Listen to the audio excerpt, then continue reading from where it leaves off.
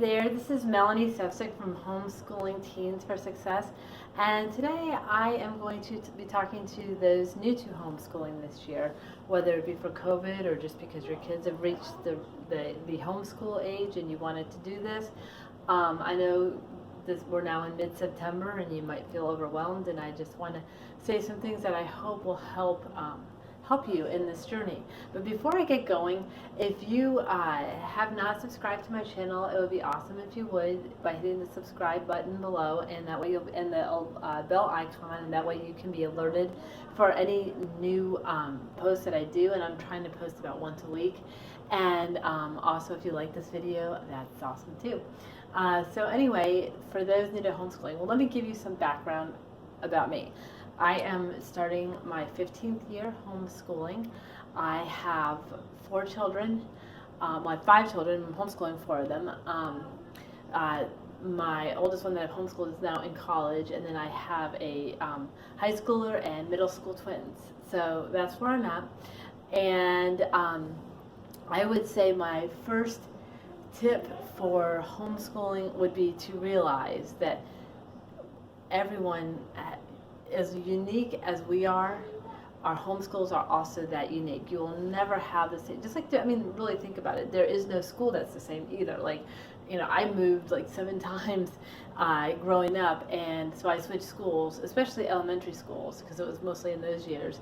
I did move, I went to 2 different high schools too, but they're never alike. What they teach isn't alike, and the same thing is true for your homeschool. So if you got a neighbor that's homeschooling or a friend that's homeschooling and your homeschools look different, that is totally okay. And not only okay, it's what you would want and expect. So let that relieve you. If they're teaching something that you're not and don't ever want to, that's okay. If they're teaching something you're not but you would like to one time, we'll see when it fits in down the road, but don't stress about that. So that's like my first tip, because I know it's so easy to compare, and we don't want to do that because it just makes us stressed out, and that's not a good thing. So that's my tip number 1. My next tips have to do with comparing yourself to what your kids like. If you went to public school, even if your kids never went to public school, a lot of us have been, because homeschooling, well, at least for me, homeschooling wasn't around when I was a kid. I know we're now starting to see more and more homeschoolers homeschooling their kids, and that's awesome. But for those of us that did go to public school and have an expectation for what our day looked like, you don't want to replicate that at home. Home is a whole different situation.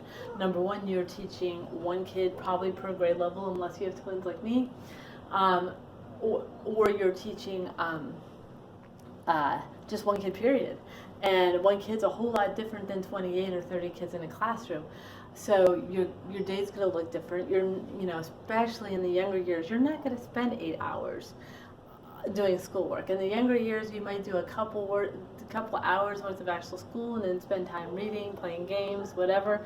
Obviously, once they get to the high school level, which is the level my website predominantly looks at, but this video is for any age. I hope it brings comfort to anybody at any age, homeschooling any age kid. But they tend to spend longer, obviously, and you would hope so in the high school years. So don't try to make, if your kid wants a snack in the middle of the day, whatever time, it's not like you need a hall pass to go to the bathroom anymore. Yay! So let that be a comfort to you, and let that guide your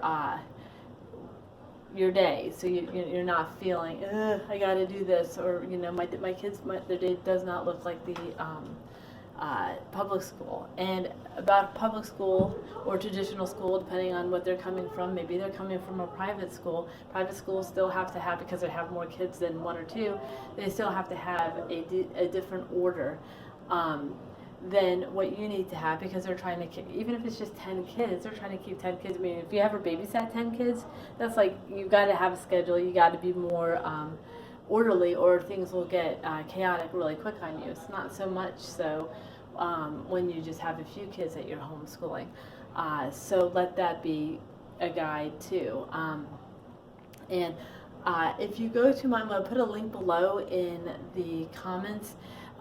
Check out that post. It's going to have even more tips. I'm not going to put them all on this video because it might last too long.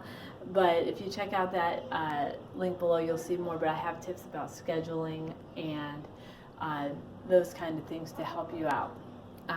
The next tip I am going to tell you also has to do with the public school. And the one thing I hear people say or be so worried about is, are my kids going to fall behind? Like if I decide next year I want to put them back into the private school or whatnot, will they be behind everybody? Chances are they won't be.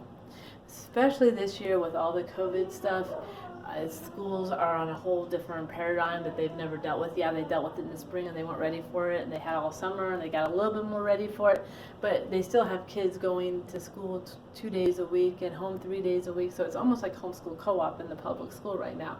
Last year was like homeschooling in the public school, and now it's homeschool co-op in the public school. But either way, they're just kind of feeling their way through this too. But when you're only dealing with one kid in a grade level, they move so much quicker. So don't worry about keeping pace with the public school or private school or whatever.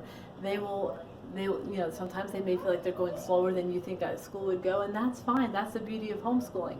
Sometimes they pick this up. They don't need 5 days of review, and they go right along. So let that be hopefully something that can help you relax and just trust that they are getting what they need in the time schedule they need to get it.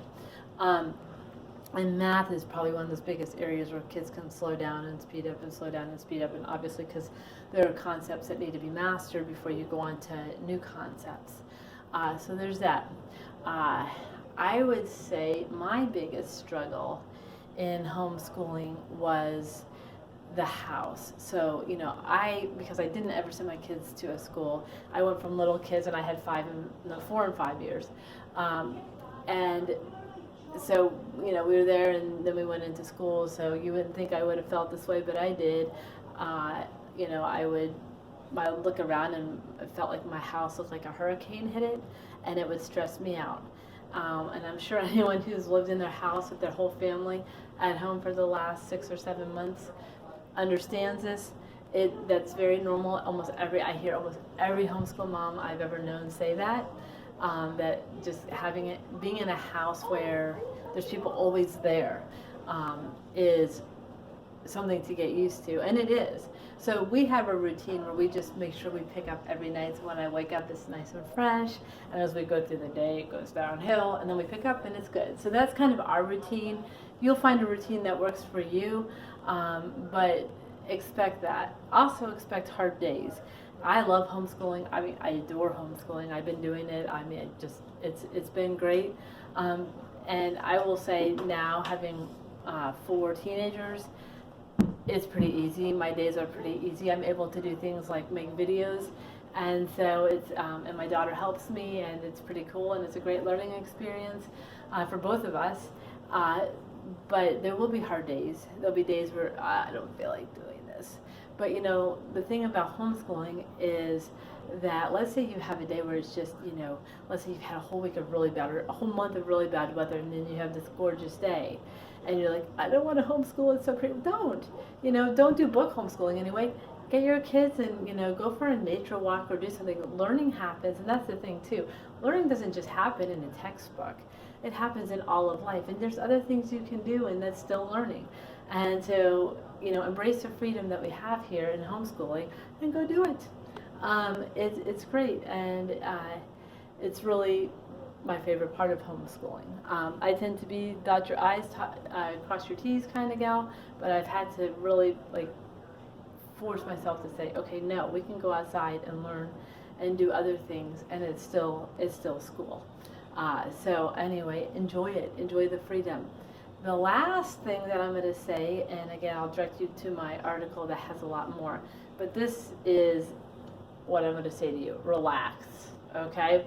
If you can be relaxed, your kids can be relaxed. If your kids are relaxed, they're going to learn a whole lot more. I got these mugs, literally the week before everything shut down with COVID. Now, I probably kind of knew, I was hearing things about it, but I had no idea we were in for what we were in, as none of us did. 14 weeks to flatten the curve. It's been 9 months to flatten the curve at this point. But this is a good reminder for me, and I do look at it, and try to just stay relaxed, stay in a point where you can just enjoy your kids, enjoy what they're learning, play games with them. There's so much to be learned in playing games with your kids. It's one of my favorite things to do, and that's it. So like I said, check out my link below. If you like this video, hit the like button, and I'll see y'all soon.